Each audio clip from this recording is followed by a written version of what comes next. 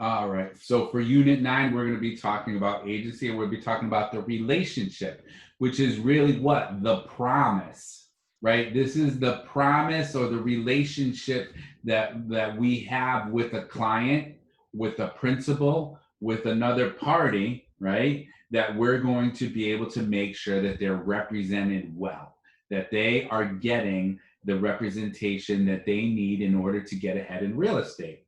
So when it comes to agency relations, real estate transactions, there's three kinds of laws, right? There's three kinds of law where it basically came from. One is common law. So who knows what's common law? The rule established by traditional and court decisions. Right? So we know example, like one of the big things that we talk about is caring, having care for your client, right? A lot of those things might be common law that you're going to look out for them. You're going to make sure that they're well taken care of, that they have the information, that things are done timely, right? And there's not an exact statutory law on that, but it's just basically an idea of common law, of things, of common traditions. Statutory law, that's another type of law. So what is really that come from? What's the origins of statutory law? That's enacted by legislation. Right? So there's some sort of governing body that enacted it. Maybe they voted on something and so forth. And they said, hey, this is what has to happen. Like example, statute of frauds. Anybody remember what statute of frauds say? We went over this last week. Who remembers what statute of frauds?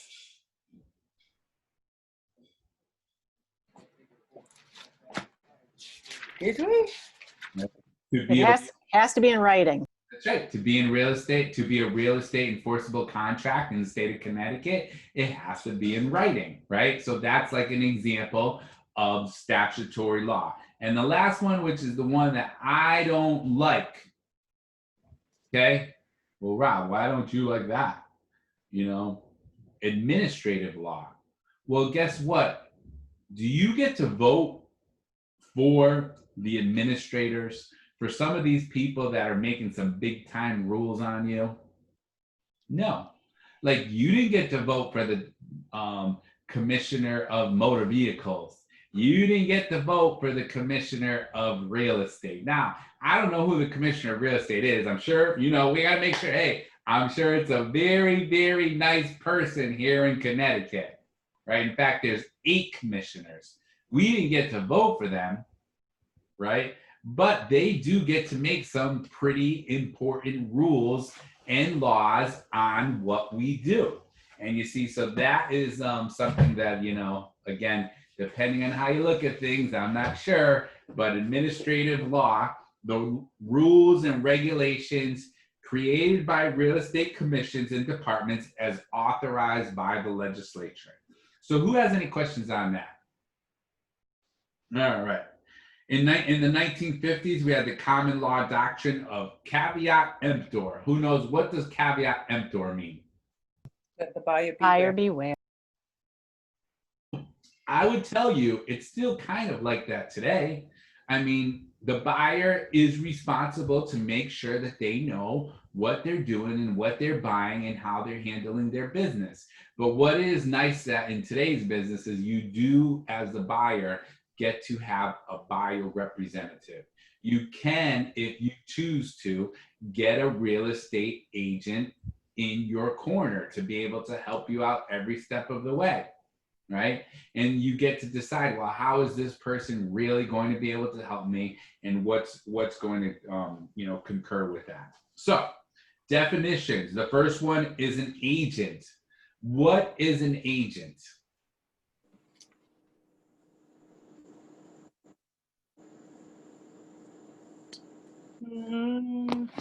Who knows? What is the definition of an agent?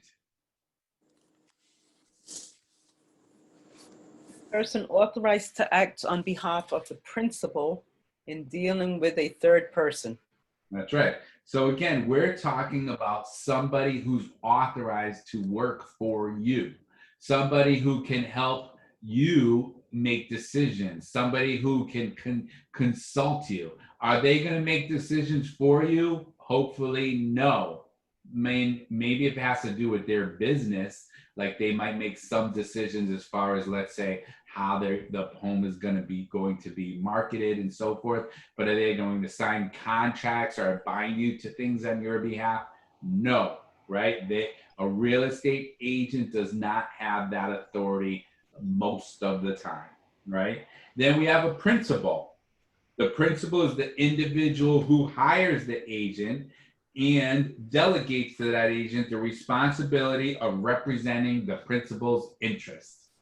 So remember, when we talk about principals, we want to make sure that, we understand it's the person you're working for most of the time as the real estate salesperson. At least that's one of the people you work for. Could be the buyer, could be the seller, could be the landlord, could be the tenant.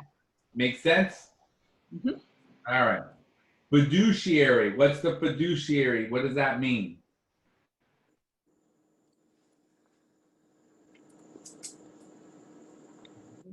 It's a relationship held in a special trust and Right. confidence. So that, you see, that's huge.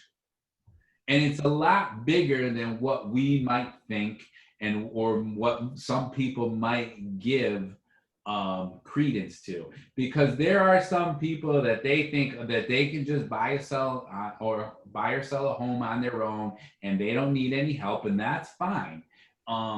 However, what if you were able to have all kinds of help, and in the whole scheme of things, it's not a huge amount of money, right? In fact, as a buyer, most of the time you're not even paying hardly anything, if that. As a seller, yeah, maybe you might have to pay a service fee or commission, whatever it is that you want to call it. But to be able to sell a home for so much more money and have all this help and representation with probably your biggest financial asset, it really only makes sense to do that. Okay. So fiduciary, special trust and competence. And we're going to talk about cold AC pretty soon, cold air conditioning. So get ready for that. Client. So who knows what's the difference, especially when it comes to Rob Rosa's definitions, and kind of in accordance with the yellow book, what's the difference between a client and a customer? What's the one main difference that you can figure out? They have to sign a contract. Yes, in my mind, if you don't have an agreement, you see, contract sounds hard. We're nice people, right? We're not talking about real estate deals. We're talking about real estate transactions. Does it sound so much nicer? You got to remember, it's 2020. We have to speak a little bit nicer to each other. We're not talking deals. We're talking transactions. We're not talking contracts, right? We're saying agreements, right? We have an agreement. So if you sign a buyer rep agreement or a listing agreement with someone, hopefully they now become your client. Now you sit down with someone, you give them your best presentation, and they don't want to sign. Are they your client? No, they're a customer. No matter how many houses you might show them, no matter how much help you might be giving them, they are still your customer. Number one, I would say if you don't have a written agreement. But some people could tell you, well, depending on the state and so forth, and maybe some court cases, even if you have an oral agreement, that could be good to do work for them, but it doesn't mean that anything's enforceable in the state of Connecticut. Because remember, to have an agreement enforceable in the state of Connecticut, is supposed to be in writing. And Raj, so yes. are you showing a property to a customer? I don't. That's going to be your choice and your decision. But here's the cliffhanger, or here's the thing you got to be careful of. If you make a decision person by person, could you be opening up yourself up for discrimination problems? Yes. Yes. So you see, Rob Rosa, he's not going to put his nice clothes on and put his key in the ignition unless he knows he's going to either go meet with you for a presentation, or he already has an agreement with you, already said and done. Because you see, I don't do that. I'm not going to devalue my expertise by just working with someone who doesn't want to be my client, who doesn't want to be loyal. And you see, that's a big problem we have in this industry, because this whole thing of customer and client is so cloudy with everybody. Right? Because there's a lot of agents right now. I know already, if I told each one of you, okay, get 3 listings to be shown today by 8:30 by agents you've never met before, there's agents who will go and show you a house. There's agents who tonight at 7:30 will go show you a house. You've never met them before. They don't know who you are. You don't have a buyer rep agreement signed. Because they feel either, number one, because I'm going to be the nice person, right? We have to understand that either they are being a little bit lazy, they don't want to do it, or they want to kind of sneak their way into the transaction, or they don't have the level of confidence in order to get a possible rejection, because the person could say, no, I don't want to sign anything. Then, oh my gosh, they're rejected. Or they don't have the training, right? They haven't received good enough, they don't have the skills to say, hey, listen, if you are my client, here's everything I'm going to offer you. But if you are a customer out there, I can only offer you this much. I can't lie to you. I still have to be fair to you, but I'm not going to give you all the same services as a client. Does that make sense to everyone? Because it is a big deal. And unless, when you get into real estate, if you don't make it a big deal for yourself, you're going to see what's going to happen. I hope it doesn't happen to you, but it could very easily be one of those things where you're showing properties and you show 3 or 4 or 5 or 7 to the same person, and then all of a sudden they go buy the house or sign an agreement to purchase with another agent. You follow me? Mm-hmm. Getting a little glitchy. Mm-hmm. Yeah, noticed that. And of course, it just started raining, and of course, I spent an hour and a half this week with Xfinity on the phone, and they don't really do much. All right. So, anyways, that's the whole thing between customer and client, and it's going to be up to you to really do it the right way. All right. A non-agent. Who knows what's a non-agent?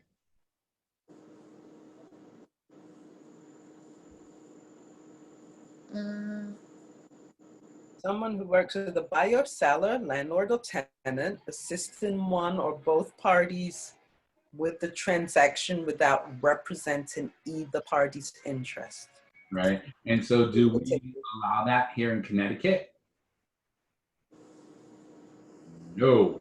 Right. So if you take out your trusty red book and you read it, you're actually on at 15th edition now. But if you took this out, you would know that in Connecticut, non-agents not allowed. But you have to be familiar with it because it's part of the nationwide general book. And of course, they're going to give you like 5 or 6 terms for the same thing. So a non-agent could also be referred to as a facilitator, an intermediary, a transaction broker, transaction coordinator, or contract broker. You see, the issue with that is that they're supposedly not necessarily representing someone, right? What a non-agent is kind of like, supposedly just doing the paperwork. But do you think sometimes sides might be taken on certain things and so forth? Yes. Or do people who are filling out paperwork, do they need to have some sort of allegiance because of the way that they fill it out? Probably yes. So that's where it becomes an open issue. All right. So who's got questions on definitions? Anything you want to go through there? All right, so we kind of started getting into this about the principal and the agent and how the principal delegates the authority and the agent has to consent to act. And there has to be a mutual agreement to form this relationship, right? And so here we are now. We have the two ways in which it might happen. We have an express agreement and what? Implied. Right? So when you think of the word express agreement, what I want you to think of the word expressed, that it was expressed. So like if you say to me, hey, Rob, I want to look at this house. Can you show it to me? And then I say, well, if I show it to you, do you promise to allow me to be your agent if you were to buy this house, at least for that house? And you say, yes, I do promise, Rob. And I say, okay, well, we can't shake hands because of the wonderful world of COVID, but let's do a fist bump or an elbow bump or an ankle bump, right? And I'll go show you the house. You see, that's an express agreement. Now, it's an oral agreement, so if you didn't want to keep your word, I wouldn't be able to enforce it in court. But you see, that's an expressed buyer rep agreement that we just discussed, right? It was stated, or either it's oral or written, and again, it's supposed to be in writing, which is really the right way. But that was an express agreement. That's still much better than the agent who's basically gets the phone call from his cousin. And his cousin says, hey, can we go look at that house? And you're like, sure, we can go look at it. I just got my license. I'm a real estate agent now. I could show you like any house you want to go see. And your cousin's like, oh, sounds good to me. And so this is the first time you ever showed a house and you're a little bit proud. And you know what? God bless you. You should be a little bit proud because you had to deal with me for like 60 hours and take the state exam and all that good stuff, right? So you go up to the front door and use the electronic key, and now you got your key, and you're like, oh man, this is great. And your cousin's like, this is awesome, dude. We can go take a look at all these houses. And you're like, yeah, we can. And you walk into the house, and you're like, this is the kitchen, and this right here is the living room, and this over here, because they don't know those rooms. You got to make sure you tell them, right? But anyways, your cousin's going through the room, and they're like, hey, what do you think about, I want to buy this for a flip. What do you think about taking this wall down? And you're like, oh yeah, that's a good idea. And you could do this and this and this. And you're in the house for a half an hour. Now remember, my friends, a lot of stories I don't make up. Just remember this point. So you're in there for a half an hour and you're showing this house to your cousin. And all these great things. And so now your cousin says, you know what? I think I want to make an offer on this. And what might you say? That sounds great. Do you want to go to my office, or do you want to go to the house because I got my home office set up? Or back in the day, we could go to Dunkin' Donuts if you want to go. We'll set it up and we'll go take we'll put together the offer. And they're like, what do you mean? You're like, I thought you said you want to make an offer. And they're like, oh yeah, but I go right to the listing agent when I make the offers so I can save more money on the house. That's the way business goes if you're not careful. That's if you try to pull, maybe you didn't do it, you did it unintentionally. You did it inadvertently, maybe even accidentally, things can happen, but that's the implied agreement. In your mind, you were thinking that you were your cousin's agent because it's your cousin, because you showed them the house, because you got up that Saturday morning and you opened up the door for him. Mm-hmm. But you see, you don't really have an agency agreement, and that's where we have problems, right? So does that make sense to people about making sure? Now, when are you supposed to have these discussions about agency status and so forth? Up front and in the beginning. That's right, at the first meeting, in fact. Saturday morning, 10:30 in the morning, while some of you might have been in class with Matt, I was at the real estate office. meeting with someone for a buyer presentation. I was actually, I'll say the honest to God's truth. I have an agent on my team, and it was his first time bringing a potential client. So I sat there with him and with the buyer and discussed the buyer presentation. And then we had them sign a buyer rep agreement. And then we made all the plans going forward on what my new agent is going to do to help out our new client and get them in touch with a mortgage person and start putting together a home search and what all the next steps are. And then even this morning at about 10:30 a.m., I got back on the phone with my new agent and said, okay, you know, where do we stand on this, this, and this? Great, you're doing a great job. And so now he took our real estate class, he passed it, and now he has his first buyer agent. His first buyer, I'm sorry. He has his first buyer. Yep. So does that make sense? So that's what you really want to do. Okay. And we know when it comes to agency agreements, we have the listing agreement is for sellers to list the property, right? I also have a pizza place that I listed today. If anybody wants to buy a pizza place in Manchester, Connecticut, 159.9, just let me know. That was a little commercial. Sorry about that. I just get excited about my listings, and I love pizza. So anyways, I got a pizza place for sale. And so that's a listing agreement. So I had to sign a listing agreement with them today.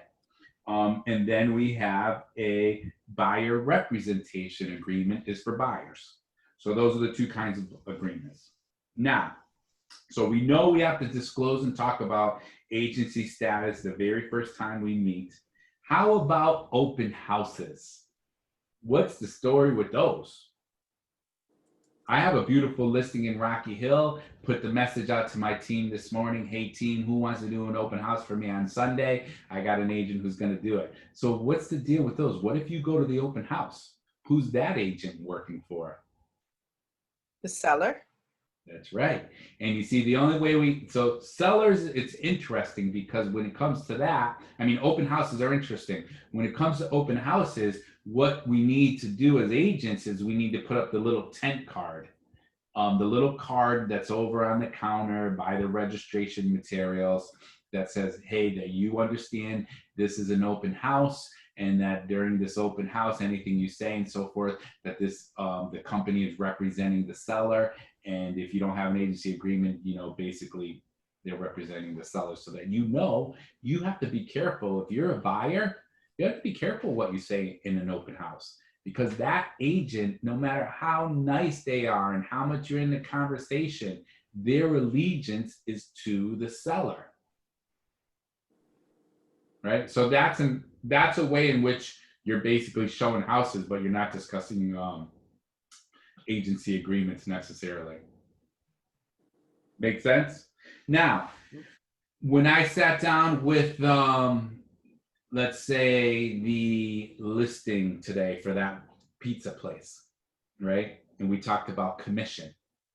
Did I tell them, or can I tell them, oh, the commission for the Greater Hartford Association of Realtors commission is 6%, or Connecticut's commission is 8%. Is that acceptable? No, because this commission is always negotiable, number one, right? So commission is always negotiable, and it can be your own company policy or your policy if you're a broker and so forth, but it's never based upon what the state or what the association tells you. They also want you to know that commission or compensation does not determine agency. So commission or compensation does not determine agency. So what does that really mean? So technically, if you're representing the buyer with a buyer rep agreement, technically, where is that money coming from? Is the buyer usually, in most cases, paying that compensation? No. Who's paying it? No. The seller. The seller, most of the time. Is it a law? Is it a rule? No. But most of the time, the compensation is coming from the seller when you help out a buyer. And you don't get to determine how much money that is. that is determined by the listing broker, and that's determined by the listing broker, and it's put where? How do you know how much you're going to receive? Let's say as on the buyer side, how do you know? Make a deal. Can It's you usually on the agreement. create something? So someone said on an agreement. What else? I was saying, wouldn't you negotiate something with the seller's representative? Okay, you could do that. Sometimes it's kind of hard. I tried doing that today with someone. It was getting a little bit tough, but really, like, what are we looking at? So really, it's in our multiple listing service. Now, these are fields that do not go out to like Zillow and Realtor.com and all that kind of stuff, right? These are fields that are confidential to MLS members. So if you're an MLS member, multiple listing service member, before you even go view a house, you're going to be able to know whether you're going to get 2, 2.5, 3, 2.75, 3.5, 4%, whatever it might be. Okay.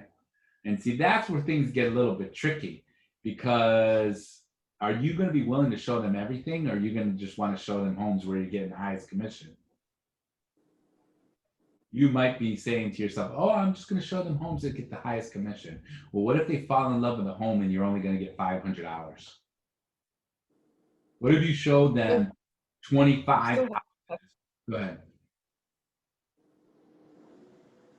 I'm sorry. Did someone have a question? All right. What if you showed some? Don't you still have to show it? Doesn't matter what it is? Well, if Can you say, no, I'm not going to show a house because I'm not going to make a lot of money? I don't I think you have, don't you have to listen to your client? I mean, you got to make them happy. Yeah. You sign a buyer rep agreement, right? In my mind, and we're going to talk more about this stuff, and this is my perspective from it. Once you sign that buyer rep agreement, you're supposed to be putting your client first. It's not about your money and your commission. It's about making sure that you are caring and taking care of your client. But it's a hard pill to swallow when you know you showed them 20-something houses and you were planning on making maybe $5,000, but then it says $500. And believe me, it could happen, because that once in a great while you have these agents. And I had an issue with one this afternoon. She's a brand new agent, and maybe in my mind she must have got some bad advice, because she took a new listing based upon the lowest commission you can ever imagine. And she's like, well, it was the only way I could get the listing. No, it wasn't the only way you can get the listing. You know, if you show them your value and all the things that you're going to do, you're not going to be, well, I mean, unless that's your business model. You know, you can decide your business model to be the I was going to say railroad salvage. Anybody remember railroad salvage? Right? So your business model could be the lowest of the low for quality and service, or it could be the highest of the high. Right? It could be Kmart, or it could be Nordstrom's, and you could be somewhere in between. So it was funny, because I had my wife in the car with me, and I'm talking to this new agent. And so we got off the phone. So my wife looks at me and she says, so what you're telling me is this agent, she said that she did all this extra work for these people, right? And then she still gave them the lowest of the low commission that you could imagine. And then she wants you to bring a buyer at full price because she thinks the house is worth it, but she's only going to give you like $500. Whereas maybe a typical listing like that would be like $3,000. You see? So I have a question, Rob. So at what stage do you go price or your compensation with the seller? Do you do it before you've done all this work, and then, or after, or before or after you've done all the work? You mean when you're helping a buyer, or when you're the seller? Well, when you do with the seller, you give the presentation and figure out everything. The best way to do it is you figure out everything that they want and what they will need in order to sell the house, and then you agree upon a compensation. Right, but you said that this lady did a lot of work. Well, And she then- told me, oh my gosh, these people are from out of state. And, you know, I had to get dumpsters there, and I was over there all day long emptying out the house. And I did this and I did that, and all this extra work. She took down wallpaper, and she did all this extra work, right? So I don't know if she's getting paid some other way, or she's just basically lying to me, because the whole situation didn't even make any sense. Right. But at what point did she do all the work before she negotiated Well, she must have, like, my guesstimate is maybe a week ago, they signed the listing agreement, and then she promised to do all this stuff to get the house ready. And then she put it on the market this morning, and then my client saw it online. Yeah. Okay. And I personally, you might think this is a little reckless, but again, I personally don't even look at how much I'm going to get. But we were in the house, and the buyer asked me a couple of specific questions about the house. So I was on my phone looking, and, you know, as I was getting some details about the house, I just saw the commission for the buyer broker, and I didn't even say anything to the buyer, because I don't want to offend, you know, I don't want to confuse the scenario. So I didn't even say anything to the buyer, because it's really, to be, in a weird way, it's not their business. Right. But then afterwards, so they said they want to make an offer. I said, great, we'll work on it. I'm going to do it tonight, either after my class or first thing in the morning. And so I called the other agent to talk with her about it. And then I said, oh, and by the way, I said, what's the story with this commission? I said, I thought, you know, you do full service real estate. And she says, I do, but it's, you know, she gave me, like, you know, 6 minutes of excuses, and you could tell she was embarrassed about it. And it's like, why even put everybody in this scenario where none of us are really, you know, it's almost like we're all working for, you know, minimal. Nothing. You know, and so, hey, God bless the seller, God bless the buyer, but you hurt the industry. You know, you hurt the industry. Doctors are not going to all of a sudden start giving appointments to people for $10. You know what I mean? That's kind of like the same scenario. An accountant is not going to all of a sudden decide, you know what, I'll do people's tax returns for $20. You know, it just doesn't make any sense. So anyways, express agency, listing agreement, buyer agreement, implied agreements, compensation. And remember, a salesperson can only receive compensation from their employing broker, from their broker. If somebody was going to give them a bonus, it has to go to their broker, to them. If somebody says, oh, if you sell my house at this price, I'll give you my Harley that's in the garage. Well, when they sell the house, who gets the Harley? Broker. Broker, right? So remember, if anyone's ever caught accepting compensation from someone other than their broker, they can get in trouble. Especially if that broker finds out about it and gets really mad and all that good stuff, because they feel like there's some kind of shadiness or trickiness going on behind the scenes. You get in a lot of trouble for that. That's like one of those things where you could get your license revoked, right? So you only want to get compensation from your broker. All right, let's talk about cold AC. How many degrees? Well, it's not that hot out today. Aren't we supposed to have another heat wave this week? Right? So we need some cold AC. We need to get our electric light bills up to $480. Of course. What it is. That's what it is if you want to keep your air conditioning on. All right? Oh, man. So let's talk about the 6 common law fiduciary duties of an agent. So remember, these are the duties that you're signing up for when you sign an agreement with somebody. In my mind, the more serious you take these, because I make a lot of jokes, but the more serious you take these, the better agent you're going to be. And it's not about being a people pleaser. It's about being servant leadership. So I go off track a little bit, but example, we're going to talk about this as we go on. People pleaser versus being in servant leadership, which is what I constantly try to do for people. All right, so the first one is care. Care and skill, helping the seller or buyer arrive at an appropriate listing price or buying price, discovering and disclosing facts, helping them find suitable properties, evaluating properties, understanding offers and counter offers, keeping the buyer's interest in mind. Okay, so example, I showed a home Saturday morning, $299,900. Let's say 300,000.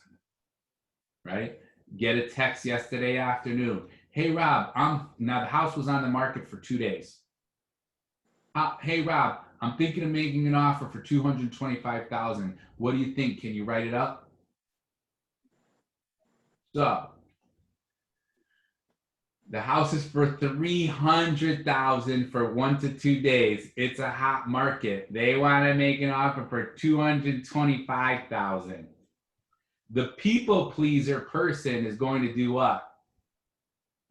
Tell them go ahead. Okay, I can do that. But is that really giving care? Is that going to get your buyer where they want to be? Honest to God's truth. No. No reasonable seller is going to do that. Is there a possibility? Yes, 1 out of a million. But being someone who cares, I said to them, I really don't think they're going to accept that offer. If it was on the market for 50 or 100 days, maybe they will consider it. If you really want to do it, let me know, but I think it's a real long shot. So then they text me back, how about 250,000? I said, no, I highly doubt it. And they said, you know what they said after that? Thank you, I appreciate it. And I talked to them this morning and they still love me and everybody's happy. Because you know what? I showed them that I cared about them. I didn't taint the relationship by just going to something willy-nilly. Like they know now that I'm working on skills and negotiating, helping them get to where they want to be, not just kind of being a deli order taker. You know, give me a half a pound of provolone and a pound of bologna. Right? Because you could be that type of agent if you want, but you're really not going to get really far. Okay? So the whole point is the more skills and care and expertise you show somebody, you're going to be a better agent. You're going to help them more. They want to be, people, believe it or not, they do want to be guided. You know, that's why they're looking to you. Obedience, though, you see, now we go to the next one, obedience. You could say, oh, Rob, you didn't obey them. Well, listen, if they told me, that's it, Rob, I don't care what you say, I want to make the offer for 225.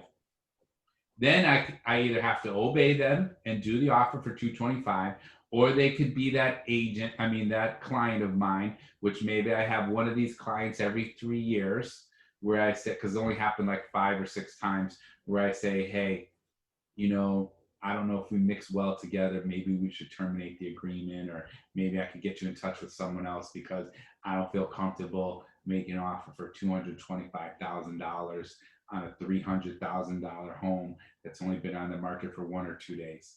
And the agent and the selling agent already told me they have a bunch of showings, right? But if I want them to be my client and if I want to be their agent, I have to obey them. If they tell me, Rob, like the pizza place person, they told me, hey, I'm going to give you my income and expenses and all the numbers about the pizza place, but I only want you to give it to people who show that they have proof of funds, or show that they have the pre-qualification to buy it, and who give us a reasonable offer. You see, so I have to obey that. I can't just, if you call me up and say, hey, Rob, I'm thinking of making an offer, send me over the income and expenses for that pizza place. I'm going to have to say, no, I can't do that, right? I need to have a reasonable offer and some sort of proof of funds that you can actually buy it to give to the seller, and then I can give you the income and expenses. All right, so you see, obey is really important. Anyone have questions on that? All right, the next one, I don't know. Anybody watch TV, some new movies yesterday? Well, what was on was Goodfellas. And when we talk about Goodfellas, or we talk about The Godfather, we're talking about loyalty. Loyalty is huge. And it's you being loyal to your clients, and even your clients being loyal to you. Right? Now I explain to people, hey, you know, we have to make sure that there's no possible conflicts of interest. We have to make sure that we don't work out of self-interest, right? We have to conduct the best negotiations to help out our clients, right? So loyalty gets a little bit tricky sometimes. Like, I'll have a seller, and that's why I have to tell sellers, okay, so listen, if someone knocks on your door, just tell them, I'm gonna give you some extra cards, tell them to call me. That way they don't get into discussions. There's no issues of loyalty. I have to tell my buyers, okay, Mr. and Mrs. Buyer, thank you so much. I'm gonna work hard for you. I'm gonna do this, I'm gonna do that. You know, I appreciate you signing the buyer rep agreement. And if you decide, so remember, if you see something online or you decide to go to the open house, please let them know that I'm your agent. And they say, well, can I just call them and feel it out a little bit? And, you know, only then we'll go from there. And I'm like, no, that's loyalty. Loyalty has to work both ways, right? Any questions on loyalty? Disclosure. Disclosure is pretty huge. All these are huge once we start to really talking about them. Duty of disclosure includes relevant information or what? What are material facts? What makes it something a material fact in real estate? Something specific that is known about the property, such as the roof is leaking or something like that. Yes, but I'm going to take it, and that's true, but I'm going to take it to the next level a little bit. So like we could all know that, oh yeah, there's a hole, we walk through the house and there's a hole in the hallway from the closet door, right? That's a fact about the house. But is it material fact? Like, meaning, is it going to persuade them one way or another to buy the home or not buy the home? You see, those are the real material facts, right? And, you know, did they tell you, hey, Rob, I want to make sure that this house, the house that I buy is the furnace and the boiler have to, the boiler and the hot water heater both have to be less than 10 years old. Otherwise, I'm not going to buy it. And I say, okay, so is that important to you? So if I find a house that the boiler and or hot water heater is 11 years old, you're saying you don't want to buy it. Yup.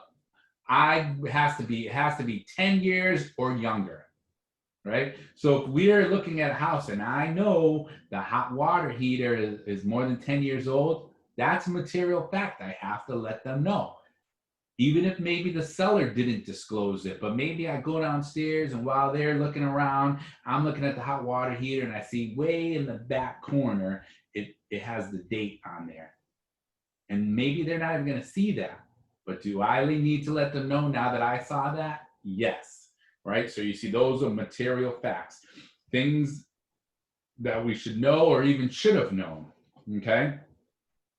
And we have to disclose those things. We have to disclose if the agent is related to one of the parties. Right? So if you are helping out your mother, father, sister, brother, cousin, you're related, you should be putting out, you're helping them buy a house, you're making an offer for them, it should be, say on the offer, agent related, right? The purchaser ability to complete the sale or offer a higher price. Any interest that they have in the property should be told, should be disclosed. you know, basically depending on the scenario. Okay. And so you have that obligation to a seller for anyone that you showed the house to without a buyer rep agreement. You see? And so those are really important things to make sure you're disclosing any things about the property that you know. Who's got questions on some of those things? Accounting. What's accounting all about? The what? The moolah. All the funds, yeah. And so you have to make sure that you understand what to do with money. We don't handle a lot of money in real estate, you know, as the agents anyways. But once in a while we do, you know, and when you receive, let's say, a check made out to your broker, you're supposed to give it to your broker when? Right away. And your broker is supposed to do what? Deposit it in the escrow account. Within how many days in the state of Connecticut? Anybody remember? 3. Right? And your broker has to make sure they don't do commingling or conversion. So these are two terms in your yellow book that could easily come up on a state exam. So what is commingling? Who knows?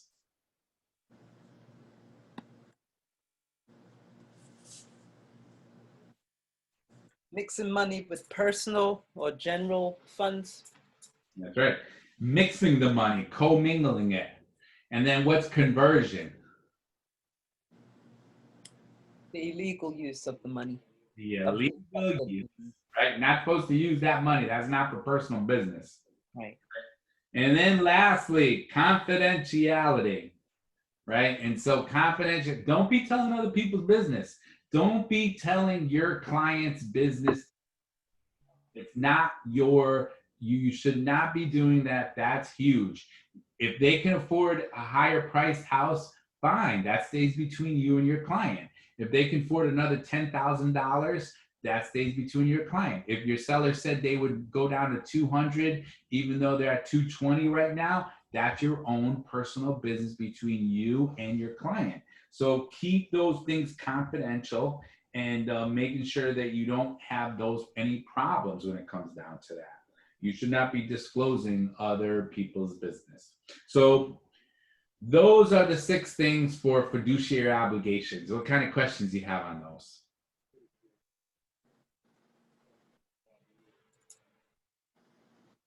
None? Everyone's good? All right. Can I ask something? Yes, you Like can. second or third time. I'm looking at under confidentiality. There is a word in cap letters, realtor with a registration mark. And I can't find the meaning of that. Right. That's a good question. So what is a realtor? I've looked in other chapters. I can't find it. Right. What What is it is in here. Yeah.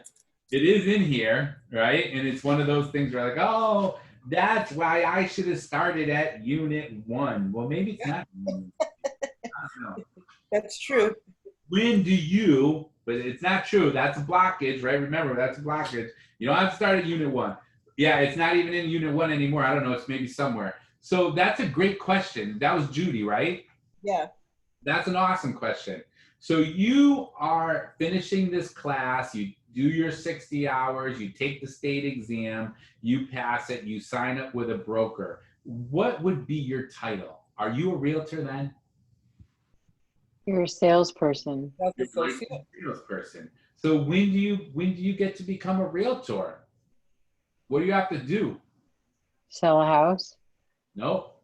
Oh, Be a To broker join that organization, the greater, with the realtor. yeah. So what you have to do is kind of like, I'm going to say 3 things because I want to be fair about it. Number 1, you do have to sign up with the National Association of Realtors. Okay. Number 2, in order to do that, you have to pay a lot of money. It's going to equate to about probably $600-700 a year. Okay. And then number 3, you have to abide by the ethics, take continuing education practices, ethics, fair housing, ethics and fair housing classes as well, right? And so the majority of us realtors, the majority of realtors, or the majority of people doing real estate are realtors. Not every single person, but if you are with any really good, legitimate brokerage, you're becoming a realtor. You know, if you kind of join like this one person show, mom and pop shop types of things where they don't belong to the National Association of Realtors, Connecticut Association of Realtors, and Greater Hartford Association of Realtors like we do, then you could try to save a little bit of money, but in the long run, it's going to be harder for you. You probably won't get access to the multiple listing service, and you're not going to have access to a lot of different things. So that's a great question, because you see, we can't be just making assumptions out there. So that's a good question. Who else? What other questions do you have? Okay. So, you know, if I got maybe one of these highbrow National Association of Realtor executives online here, which they're good people, we have no problems with them. They might be saying, hey, it's more than just doing continuing ed, Rob. It's more than ethics. It's more than fair housing. And it's not $600 a year. It's $522 a year. You know, they'll give you the exact specifics, but that's like the basics of it. Okay. All right. Types of agency relationships. So really there's 3 different types of agents. There's a universal agent, a special agent, and a general agent. So generally speaking, most of the time, let's say, what kind of agent is a real estate agent? A universal agent, a general, or a special? A universal agent. Special. Okay. So let's talk about these differences, right? And then we'll answer the question. Universal agent is anything you could do personally. So if all of a sudden I get up one day and I'm like, you know what? I'm sick of this baloney, all this craziness. I can't even deal with it no more. I tell you what, Kyler, here's my wallet, here's my bills, here's my bank accounts, here's everything. I'm signing it over to you to handle everything. And I'm going to take a flight to Tibet, and I'm going to walk up a mountain with the what are the people that are up on the mountain in Tibet? What is it? And nobody knows what I'm talking about? Are you talking about Buddhist monks? Yeah. I'm going to go with the Buddhist monks, and I'm just going to do some USA for like 7 years and relax my mind, because this is driving me crazy, right? Well, Kyler would be my universal agent, because he could do everything financially, personally, make all the decisions for my estate, right? You know, you usually find that when someone's like mentally incapacitated, or, you know, going close to passing away, or whatever it might be, that someone in their family can do everything for them. So that's a universal agent, right? Now, a general agent is a broad range of matters. So we usually like to think of a property manager as a general agent, because think about it this way. 1 minute they might be dealing with tenants. The next minute they might be dealing with the investors or the owners of the property. The next minute they might be writing out checks to vendors like plumbers and electricians and so forth. And they're dealing with a lot of different matters, right? They're hiring staff. There's a lot of different buckets there for a property manager to deal with. And they have authority to handle those different buckets. So does that make sense to everyone? Mm-hmm. Right? Whereas a special agent has limited authority. They cannot bind their client to anything. That's us, right? That's us. Somebody hires us, they sign a listing agreement to sell their property. We sell it, or we find a buyer, the closing takes place, and that's the extent of our authority. If your client says, hey, you call them up and you're like, hey, I got this offer. I really think that you should sign it. It's the price you wanted, and it's this and this and this. And they say, that's awesome, dude. But right now I'm up on the mountain with the monk, and I can't sign anything. Can you just sign it for me? Can you sign it for them? No, you can't do that. And they're like, well, dude, I'm gonna, what if they're like whispering to you, hey, I'm gonna lose this deal if you don't sign it. You need to sign it for me. Well, guess what? If you sign it for them and then something else happens and you kind of found out that you did that, you can find yourself in a whole lot of trouble. So don't let people talk you into things that you know you're not supposed to do, that you don't have the authority to do it. Even if they tell you to do it because it's still wrong, you do, unless they sign a piece of paper giving you the authority to do it, you don't have that authority, and you can get your license in trouble. Right? And then maybe you have to do another 60 hours with me, and you're not going to be happy about that. You get your license revoked. Right? Then you're really going to be upset. Right? Judy's like, oh my gosh, yeah, forget that. I don't want to have to do another of these 60 hours with this guy. Right? But anyway, so remember, universal is somebody that has full authority. Again, we talk about people who need extra care, appointed guardianship, that sort of thing. General agent is usually a property manager, broad range of matters, to all these different things that they're doing, with some authority. Like you see, they can write out checks for the owner sometimes.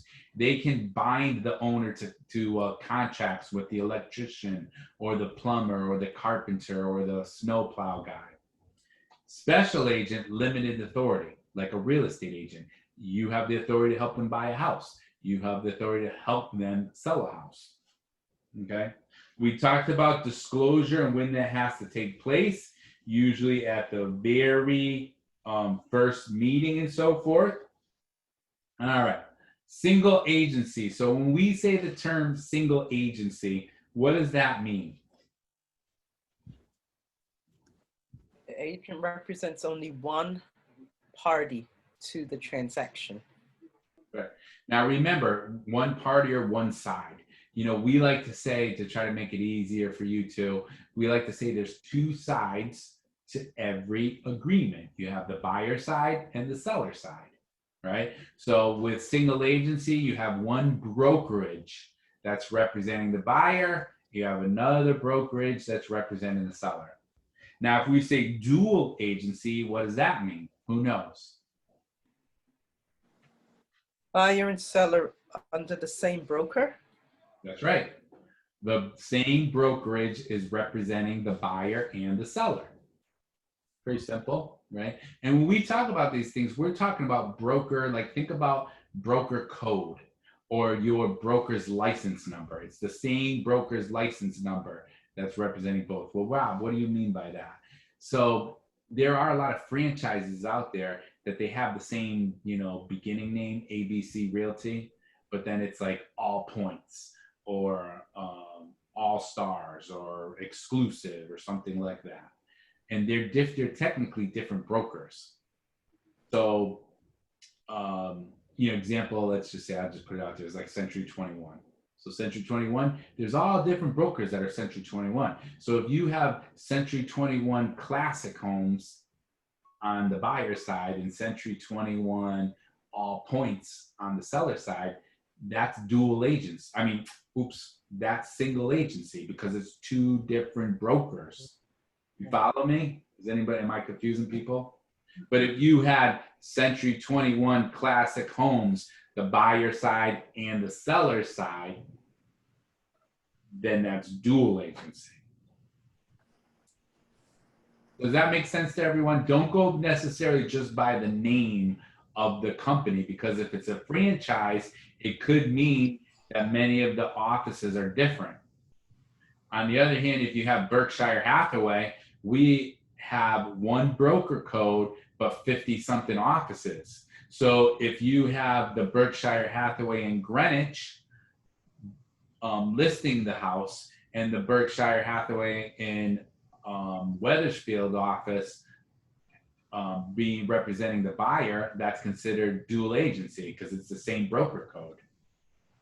So it goes by broker code. Make sense to everyone? So we talked about single agency. We talked about dual agency. Who knows what's designated agency? Anybody know? What's designated agency?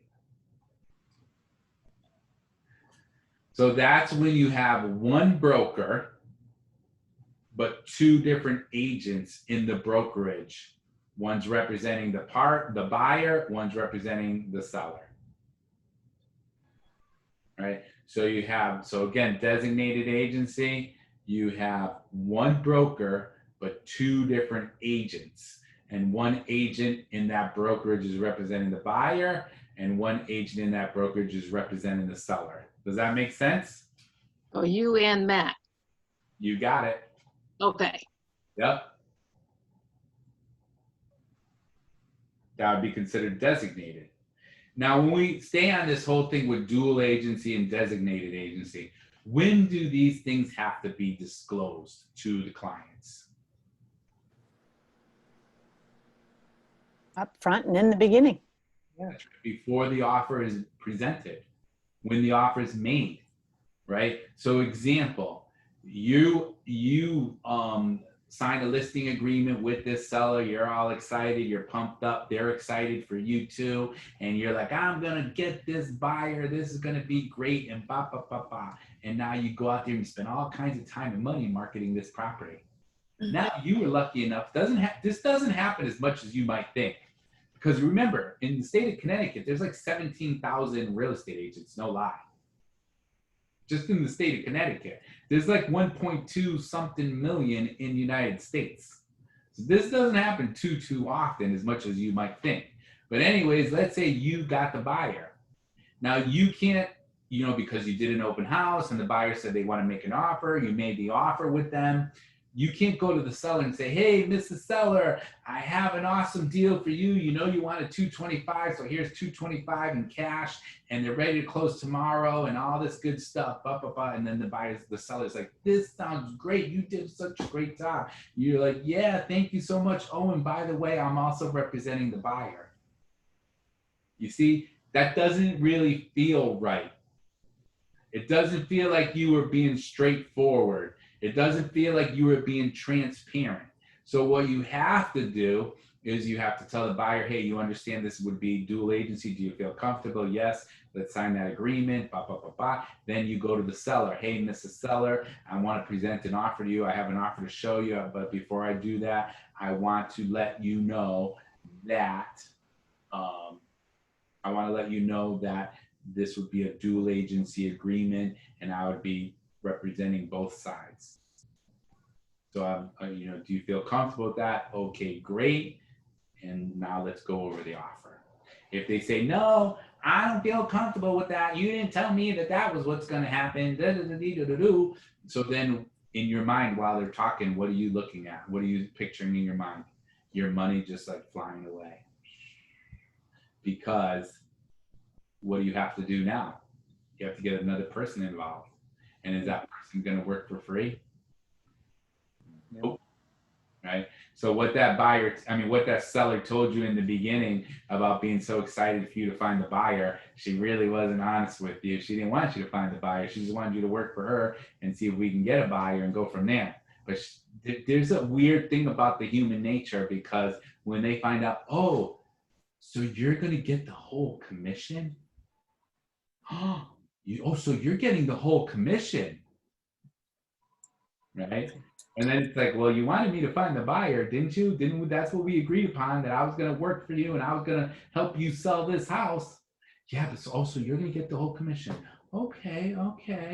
And in their mind, they're starting to think about how much money, they're counting your money for you, which they don't realize it's got to be split this way, split that way, split the other way, right? Okay. So who has questions about dual agency, designated agency, single agency, when things have to be disclosed? I have a question. Yes.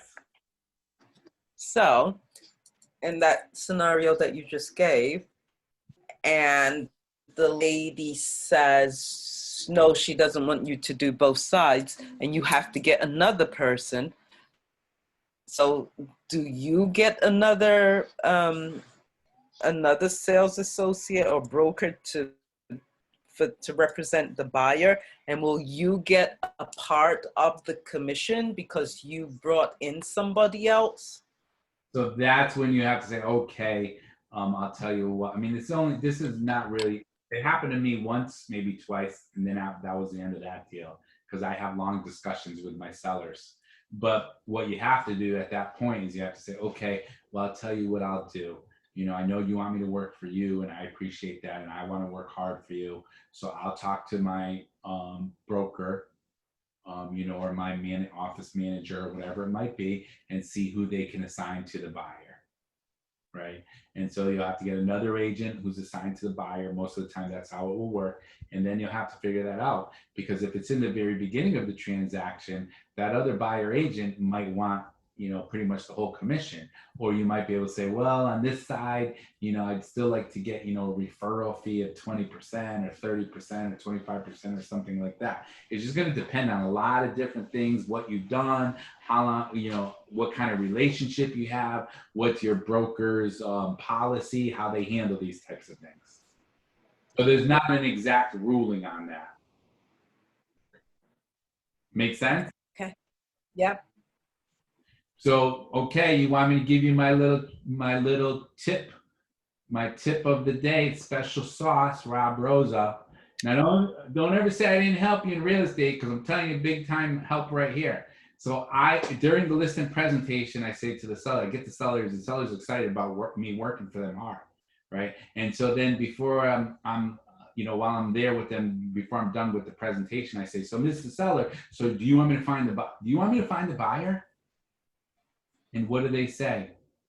Yeah, what do you mean? Of course, I want you to sell the house. So you want me to find this buyer, because I will leave here today and go get this stuff, this marketing started and do all these things. And I'm going to go out there to see if I can find this buyer. Do you want me to do that?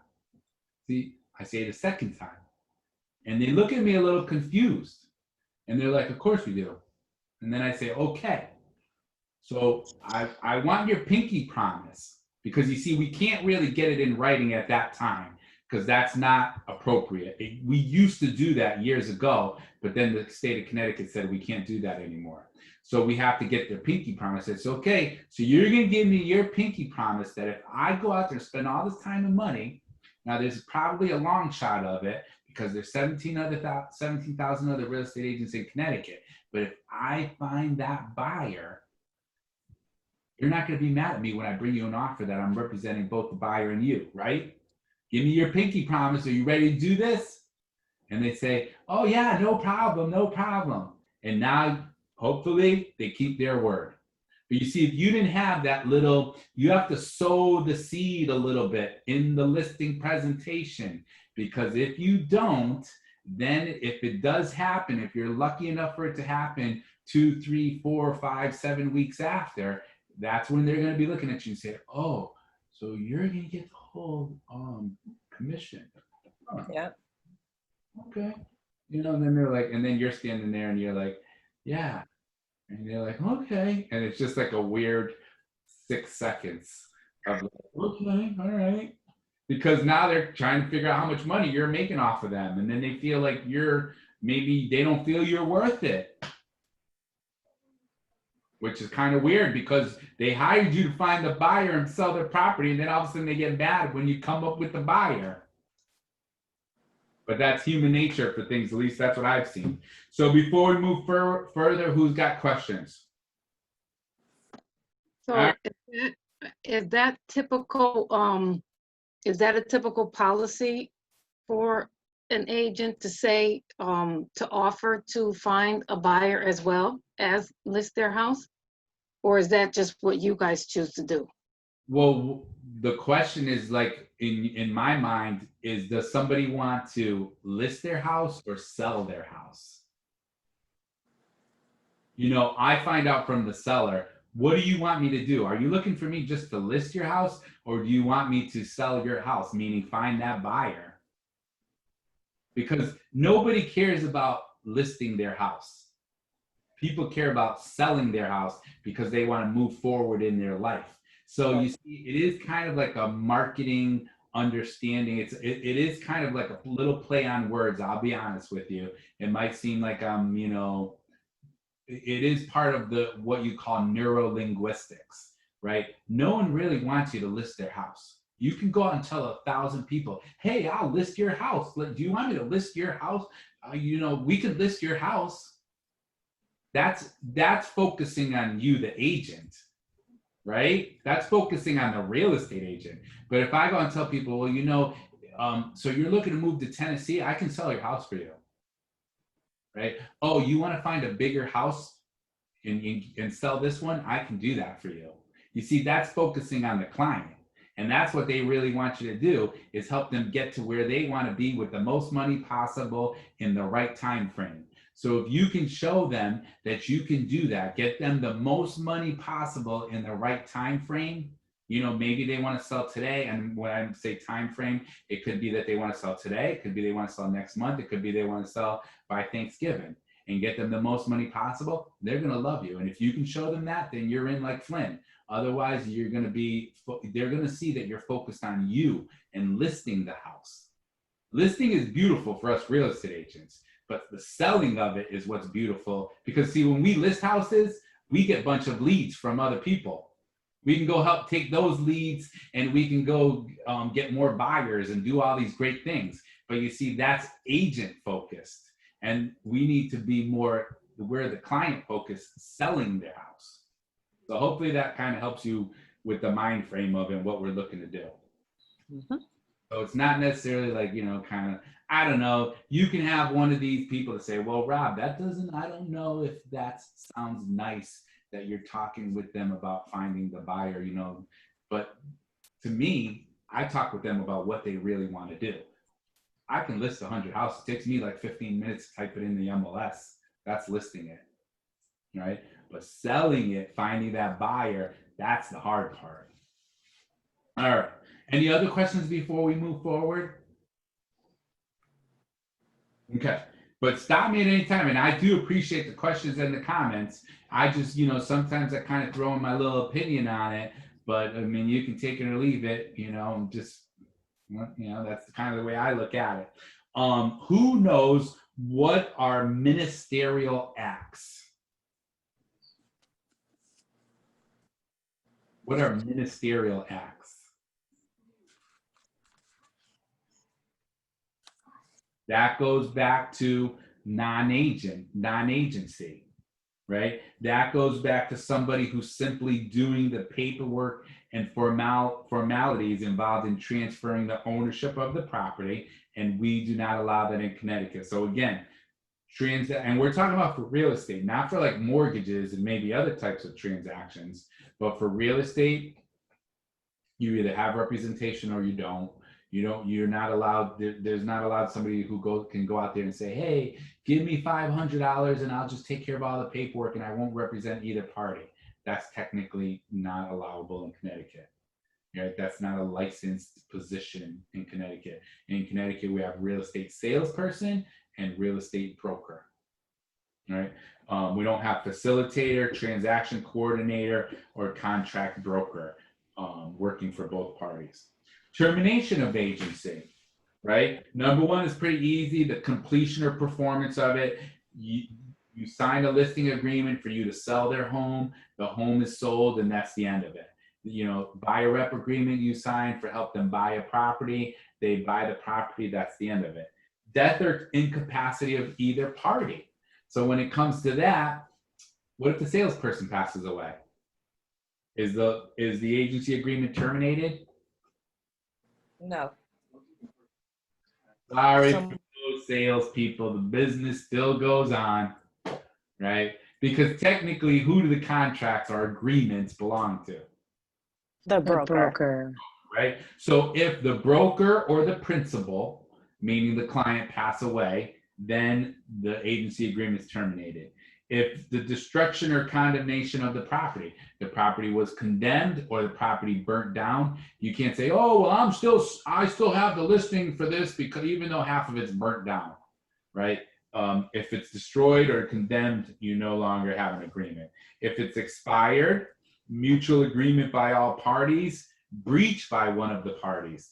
So again, to keep you out of trouble, what's one way that you could end up breaching a listing agreement as a salesperson? What's one way you can do that? Doing something illegal. Like what? Mhm.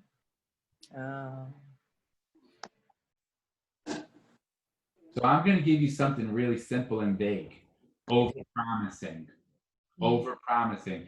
If you, during the listing agreement presentation, you tell your seller, oh, and if you sign this listing, we'll get the sign out there tomorrow, no problem, blah, blah, blah, blah. And they're like, oh, you'll get this, yeah, because I want the sign out there before Thursday, so you'll get it out there tomorrow? Oh yeah, no problem. Well, guess what? If they sign it, tomorrow comes and goes, you don't have the sign out there, that's breaching the agreement that you told them, right? It's something as simple as that. So you have to be really, and I had a talk with my team about this morning. I'm like, listen, I appreciate all of you because I've seen the last 3 or 4 of you have come to me and say, hey, my client asked me this, Rob, can we do it? And we've talked about it. You see, it's better than saying, oh, yeah, we can do it, so that you get the agreement signed. And then what if you can't do it? You've overpromised, you've pretty much breached the agreement, and really, they have all rights, meaning the client, to cancel and terminate the agreement. You told them you were going to have an open house this Sunday, and you didn't have the open house. You might be like, well, I'm sorry I didn't have it. I was feeling sick. Doesn't matter. You promised it to the client. You needed to get somebody else there, or you needed to have a discussion with the client and let them know and make sure they feel comfortable with it, because you made that promise during the listing presentation that you were going to do 4 open houses a month. I mean, who does that stuff? That's hard to do, but that's how you got the listing, right? So you got to be careful about over-promising. That's when the breaches start happening. And then by operation of law, right? So such as bankruptcy, if they go bankrupt or whatever it might be, maybe the court transfers the title because of divorce or something like that, that could terminate the agreement. Any questions on that? Customer level services. So we talked a lot about clients. Let's talk about customers. Number 1, you still have to be honest with customers. You can't tell them incorrect information about the property because they're not your client. You can't do that. You still have to disclose material facts about the property, what a reasonable person should be expected to know, right? Do you have to go above and beyond? No, I don't think you even should, right? But somebody calls you up about a property, you say to them, and they want to look at it, and you say to them, I'd love to show it to you. Are you working with another agent? And they say, oh yeah, I'm working with my cousin, but he's on vacation, so I figured I'd call you. You know that people actually do that kind of stuff. Oh, my agent's on vacation, so I figured I would just call you because I saw you on Zillow. Now, I don't make a big deal about it because I'm not in the mood to be arguing with people or to make people feel bad things about me. But we're here in this class together. I mean, come on. Do you think that's a nice thing to do? You don't do that kind of, but people do that stuff. So they're a customer. I give them the basic information and then I move on in my life. It's as simple as that. But you still have to owe them reasonable care and skill, honest and fair dealing, and disclose facts about about the property. You can't say, well, you're not my client, so I'm not going to tell you. That's just, you can't do that. Any questions about that? Because that's important, right? Because I do talk up a big game about the difference between customers and clients, but I still know we have to treat customers in the marketplace good. and fear and deal with them honestly, because still you never know when they might become your client or want to become your client. Never burn that bridge. You never know. Okay. And then opinion versus fact. So can I tell you, when I'm showing you this house, I can say, oh my gosh, ooh, my heart. Did you see how beautiful the sunset is from this window? I think this house you can have the best view of the sunset in the whole neighborhood. Can I say that? Yeah. Can I say, oh my gosh, the color of these walls is just absolutely beautiful. I've never seen a house like this painted so beautiful. Yeah. That's called what? Who knows what that is? I don't do that stuff too much. Once in a while, I'll find myself, because it is part of being skills. It is part of your selling skills. You know, how good are your selling skills? It is important. But you see, well, so what's that called, first of all? Opinion, your opinion. No. Which And is puffing. puffing, right? And Oh, can oh. you do puffing? Yes. But you have to make sure it's not fraudulent. So if you know that the house is 1,500 square feet, you can't say, oh yeah, this house, I think it's about 1,550, right? That's outright lying. If you know that it has 3 bedrooms, you can't say, oh yeah, I think it has 4 bedrooms. I'm pretty sure it has 4 bedrooms, right? If you know that the basement floods in the springtime, because most of these houses, the basements flood in springtime, and they say, oh, do you think this house ever flooded? You can say, oh no, none of these houses over here flood. You know, these houses are all dry as a bone. Right? I would never do that in a million years, because that stuff will come back at you, right? And even if you think you're getting away with this wonderful thing, what's it called? Anybody hear of it, where it comes back around? Begins with a K. Special terminology we use. Karma. Karma. And it will get you. Do the Right. right thing, then you don't have the problems, right? And then, so that's a big difference. Puffing versus fraud, right? Basically exaggerating a property's benefits, right? Versus just outright lying or misrepresenting something. How about negligent misrepresentation? So who knows what's negligent misrepresentation? Anybody have an idea?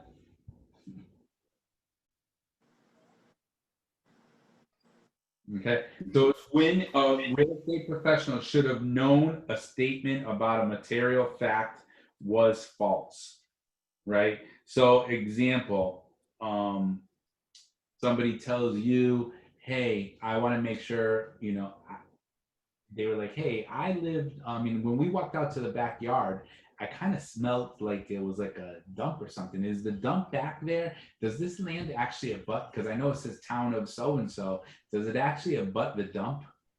And you're like, oh, no, that's just town land. Well, maybe you don't know. Maybe you never found out that it's actually an extra 100 acres that belong to the dump. And now all of a sudden, this person buys the house and they find out that the dump is expanding. Do you think you could find yourself in trouble? Yeah. So be careful. Make sure you know what you're supposed to know. Make sure you are giving them correct information, or tell them you're going to help them find out and look into it, right? Be careful, because you can be held for certain damages for that stuff. But when we talk about being held for certain types of things, what about latent defects? Who knows? What's a latent defect?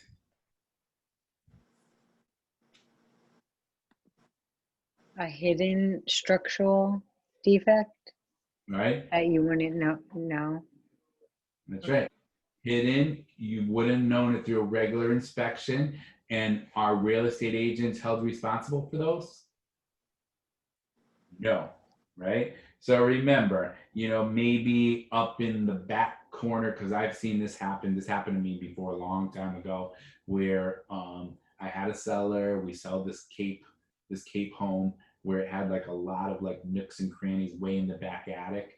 And it was an attic that we really couldn't even, I didn't go into it. It was not my job to necessarily start going into, you know, little crooks and corners of attics, right? And so when I did the disclosure, the seller, you know, didn't know anything about any mold or any problems, right? Now the buyer came along, they made an offer.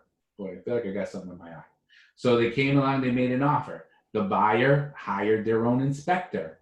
The inspector inspected the home. Everything looked great. The people bought the house. Now all of a sudden, 2 months later, we're getting phone calls. Hey, we found that in the back corner near the chimney that there's a whole big patch of mold and all this good stuff, and we were never told about it, and we're gonna sue everybody under the sun and da da da da. So I found out, you know, I'm like, okay, so what do you mean? You know, how'd you find out? Well, we went up there and we were looking and this and this and this. And then I said, well, you know, because it was a different real estate agency, everything for them. And I said to them, well, when you were here with your agent, did your agent tell you to go look up in there? I don't remember all that. Well, how about when you hired your own inspector? Did your inspector go and look up in there? Because I can tell you, I knew nothing about that. And my seller never disclosed anything. I'll give them a call, see if they knew anything, and I'll let you know. And then I called the seller, and then the seller said, no, I didn't know nothing about all that. I guess there was some water dripping in from the attic area. So I called the buyer, said, listen, you know, I'm sorry. And I said, I've even spoken to my attorney, you know, that's not something that we're held liable for. We didn't know anything about it. And you hired your own real estate agent, and you had your own attorney. And none of us, as far as I know, knew about that. And then that was pretty much the end of it. But sometimes, see, things get a little bit crazy like that. And you do feel, you know, I told him, I said, listen, I feel really bad. If there was something I could do, I would, but there's nothing that we can do about that. You know? So you see, sometimes things can get a little bit crazy when it comes to that. Stigmatized properties. What's a stigmatized property?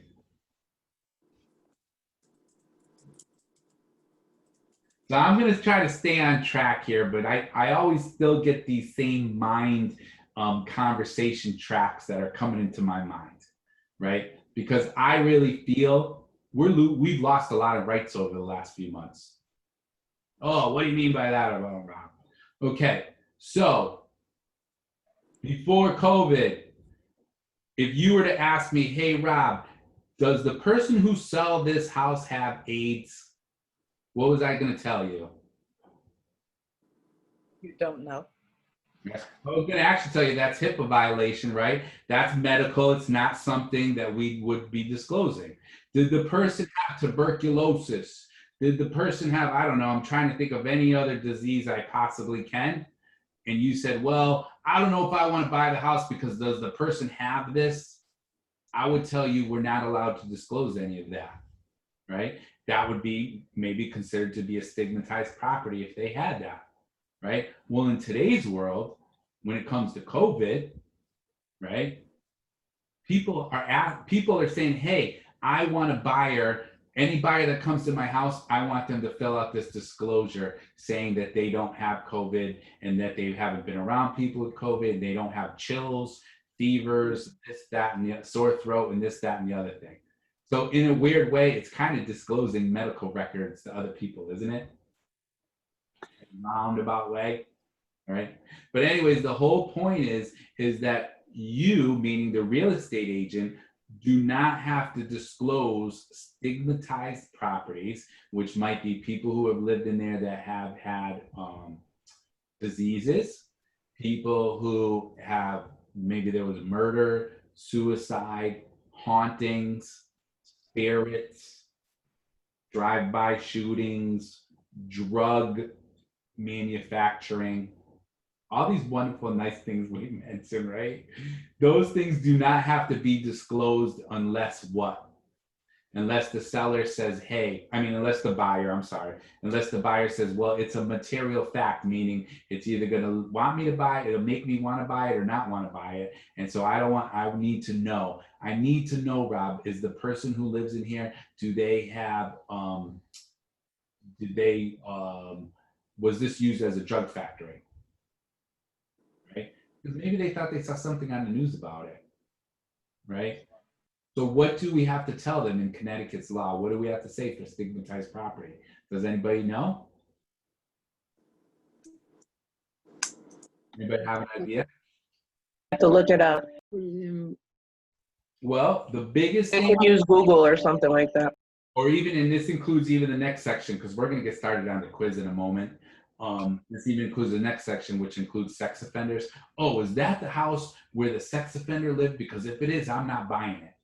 Right? So anytime they ask a question like that, was there a murder, suicide, health concerns, drug concerns, all that good stuff, we should tell them, listen, if this is a material factor to you, Mrs. Buyer, which means it's important enough to you whether you're going to buy it or not, I will ask you to please put your question in writing, and I'm going to give it to the seller and allow them to answer it the way that they feel in writing. Because things happen with interpretations. Things happen with the way things are said.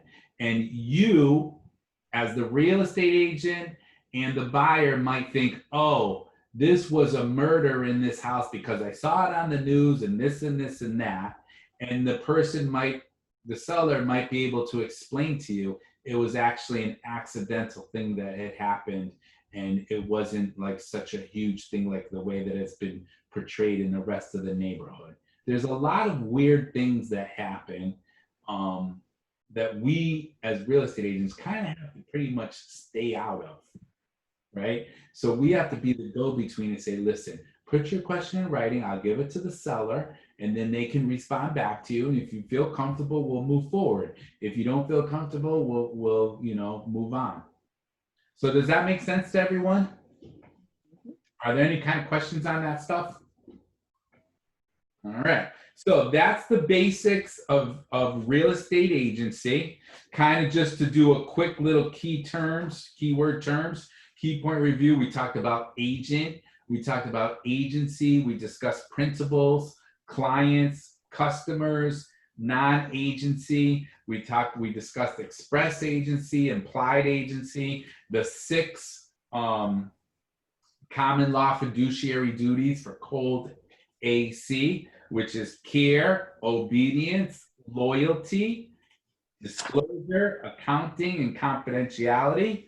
We spoke about universal agent, general agent, special agent. We discussed single agency, dual agency, designated agency. We discussed the different ways of terminating an agency agreement, negligent misrepresentation, latent defects, and stigmatized properties. So who has questions about any of those? You ready to do a quiz? Mm-hmm. All right, so get your piece of paper and pencil out.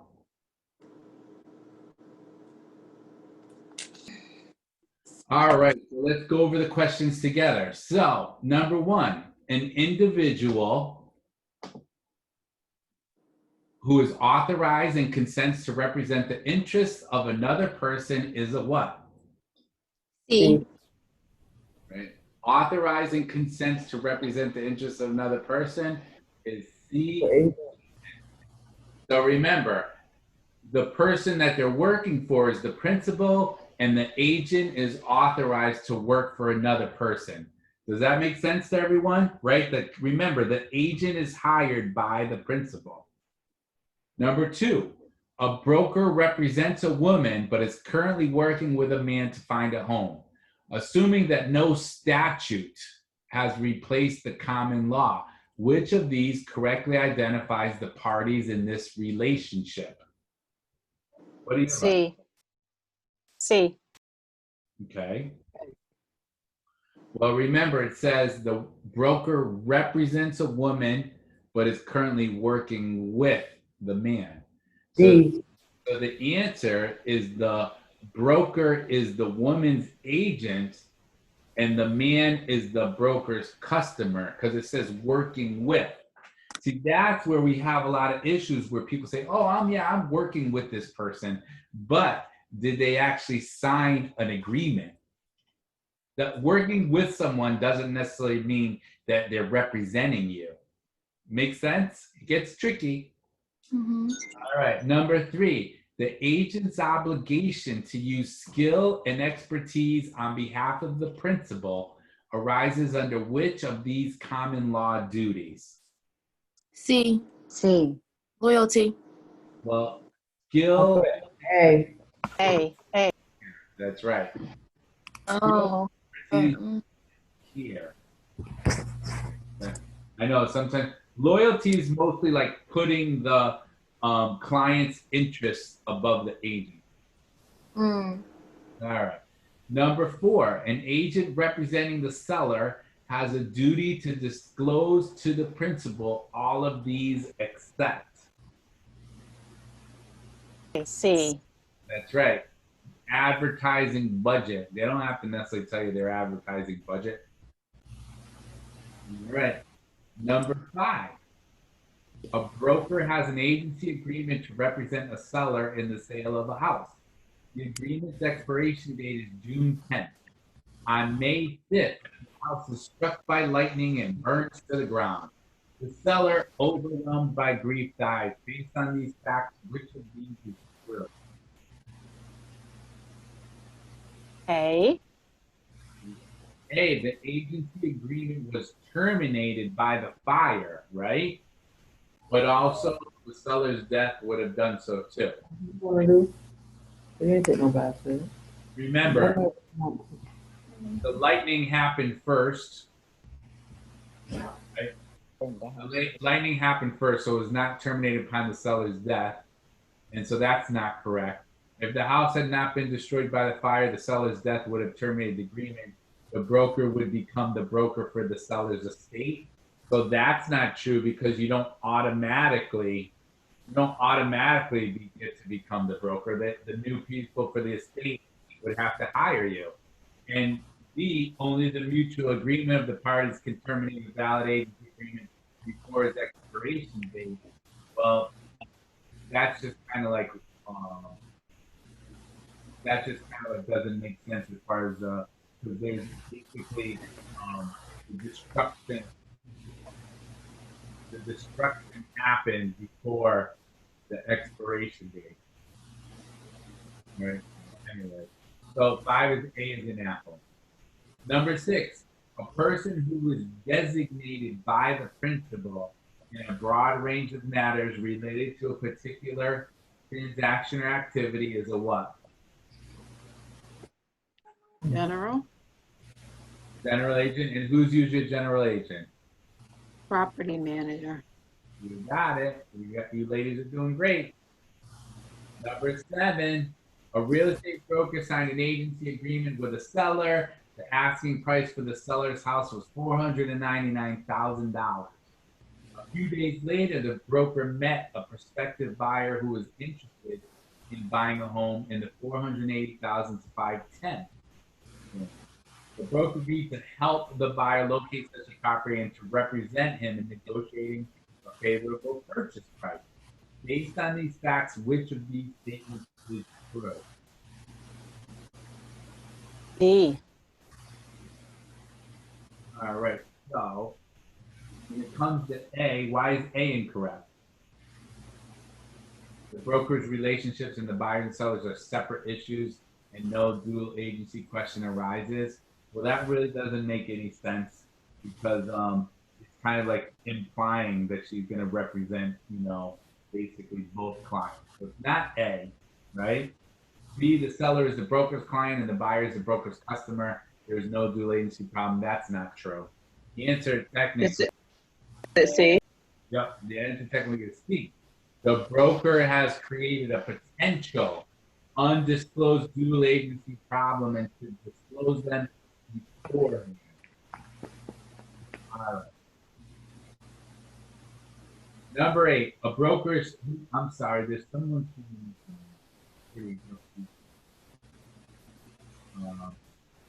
Broker, let's see here. I'm sorry. Sound is going. Oh, seems like it went away. That's cool. All right. A broker is showing a house to a prospective buyer. He points out the rustic charm of the sagging front porch. See, the rustic charm, and refers to a weed-choked backyard as a delightful garden. So the broker is engaging in what? C. See, puffing. D. Number 9, a house built over a ditch covered with decaying timber, or a house with ceilings that are improperly attached to the support beams are examples of what?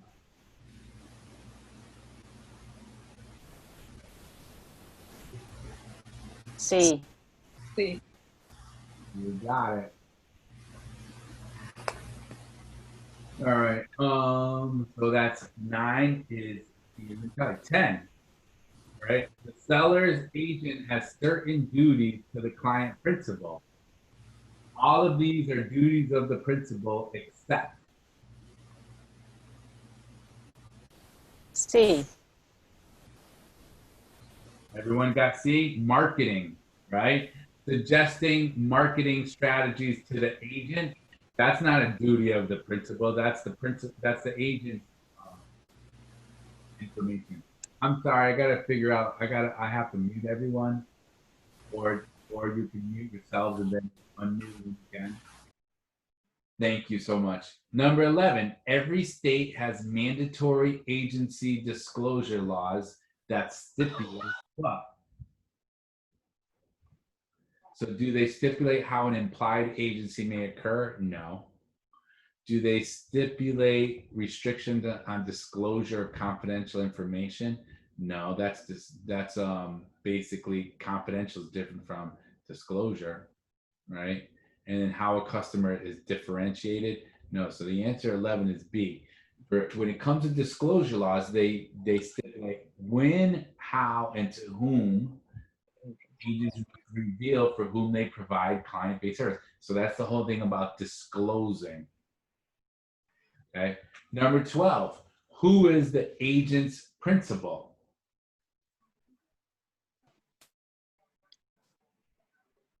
D, whoever hired.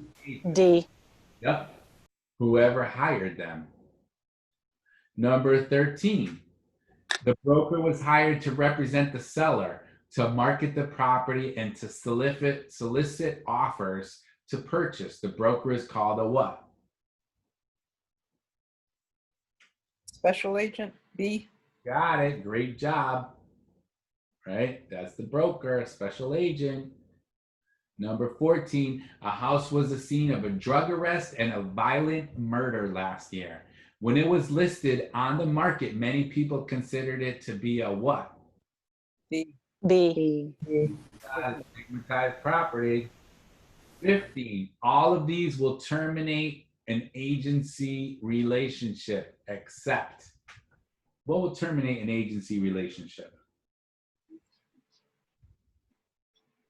The death, the destruction, the expiration. Expiration. So C. How about an offer? No, right? An offer made on a property will not. So that's why the answer is C. Make sense? Those excepts will get you every time. Because A, B, and D, those things will terminate an agency relationship. Oh, except. Yeah. No, that's what will get you. But C will not. An offer is not going to terminate the agency relationship. So it gets tricky. All right, we got 4 more to go and we'll wrap it up for the night. What is a seller's agent required to disclose to prospective buyers about material facts in the property? Is it only information they have provided? No, because what if they know something? Is it only information about the agent has personally observed? No, because what if the seller told them something? So A is like, well, what if the real estate agent knows something that the seller has not provided? B is, well, what if the seller has provided something? C, both information the seller has provided the agent material facts that the agent has personally observed? Or D, all information that the agent knows or should know? So out of all those, what do you think is the best answer? D. D. Because we also have to be concerned about negligent misrepresentation. Remember, there's things that you should know. If you say you're the expert on this particular property, then you should know that stuff. Number 17, which of these statements could be negligent misrepresentation? The uneven floors just A. well, it is A, right? So uneven floors that just mean the building dates to colonial times, right? That could be it. Or I think these low doorways are a charming part of the Cape Cod. You see, that's kind of puffing. Oh, the simple design is uncluttered and can give you many possibilities for decor. So that's kind of puffing. The size of the bedrooms makes them wonderfully cozy and perfect for your children. Oh man. So anyways, the answer is A. The uneven floors just mean the building dates to colonial times. That's not true. You could have a building that was built in 2010 and have uneven floors. All right. So that's why that's an outright negligent misrepresentation. It sometimes borders on fraudulent, right? Number 18. The seller's agent is aware that a new landfill has been approved for development on the adjacent property, but does not disclose this information to a buyer. This could be an example of what? A. Fraudulent. Can you kind of real quickly go through the difference between negligent and fraudulent? Right. Just quick. So I would say fraudulent is withholding something that you know. Negligent is like you really see they knew about it. If they were unaware, see this says aware. So if they were unaware, but they should know, then that's negligence, negligent misrepresentation. But they were aware about it and decided not to disclose it. That's fraudulent. Make sense? Yes, thanks. I know it's kind of tricky. I hear it. It's easy to kind of like look at it afterwards and get it, but sometimes in the beginning it does get really tricky. Two more to go. 19, a key element of an agent's fiduciary responsibility of loyalty. So what's loyalty is to what? This one's going to get a little bit tricky, I think. Obey. Well, obey would be obedience. Oh, Would be A. Well, A would be disclosure. Would be How B. about D? D? D would be reveal. No, A would be accounting. D would be disclosure. The answer is B. B. I know. Avoid conflicts. Avoid conflicts of interest is all about loyalty. Don't get in the middle of things. If you know that you have another buyer who wants to look at this other property, things can get tricky with loyalty. Different buyers looking at the same property. Are you being loyal to the different buyers? I mean, I have to disclose that to sometimes. The person asked me that on Saturday morning. Well, are you going to show other buyers the same house? And I said, if they ask me to, I probably will. I don't want you to think I'm not loyal to you. It's just that I'm loyal to being able to find somebody the house that they want to buy. It's not like I'm going to tell anybody's personal info, but we could have, an offer from this buyer on the same house as an offer from another buyer. And that gets a little bit tricky sometimes. People don't love that. I mean, nobody would really love to hear that, but it's the truth, right? So avoiding conflicts of interest. And then number 20, when a broker places trust funds of others in the company's operating account and then withdraws funds for the firm's use, what illegal practice has taken place? B. D. conversion. Conversion. You got it. So that, my friends, is the quiz. Anyone have any questions on the quiz? Yeah, it was hard. Nope.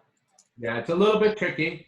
So just so you know what I'm going to do, give me 24 hours and it will be on Smart RE Advice. It'll be under the playlist for real estate pre-licensing. And so that will definitely be available to you.